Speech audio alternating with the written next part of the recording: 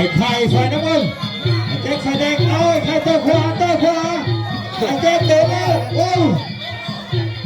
ตัวขวาว้าไอ้เจ๊กพี่เลี้ยงลงข้างล่างพี่เลี้ยงลงข้างล่างโอ้เดินสอกของเจ๊กมีสอกไอ้เจ๊กเรื่องครับลากคิดดีๆเรื่องครับลากคิดดีมันยิ้มอย่างเดียวๆเพื่อไอ้มีต้องออกเดินแข้งขวา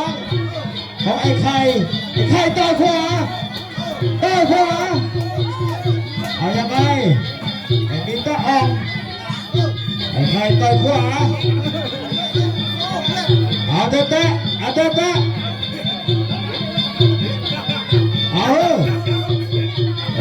อัดเพื่อเกินแข้งขวาเอาไอ้มีต้องออกเอาโห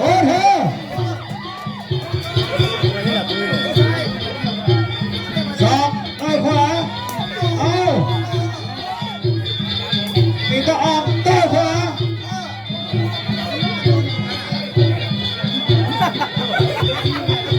เอาไอ้ไข่เข้าไอ้นี่ก็ออกโดดนับเข้าบุกกัน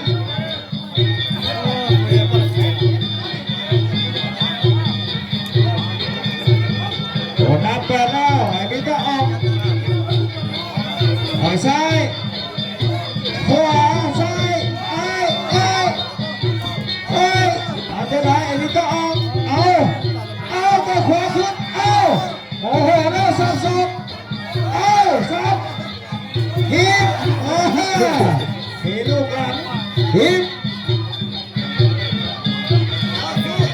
ต่อยขวาเข่าซ้ายตบยกอีกลงมาไปไว้แล้วเอาต่อยกที่สองเต็มที่นะมวย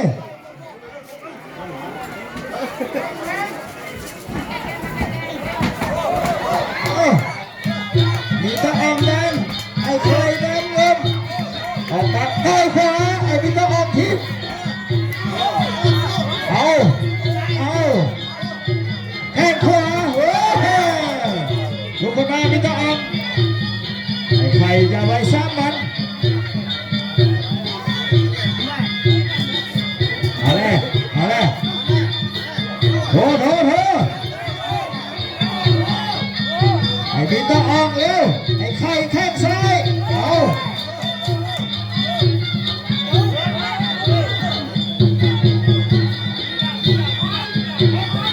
ไอ้ไข่เดินมาต่อยขวานี่แหละโอ้ไอ้บินต้องเอาจะได้ทีเงี้ย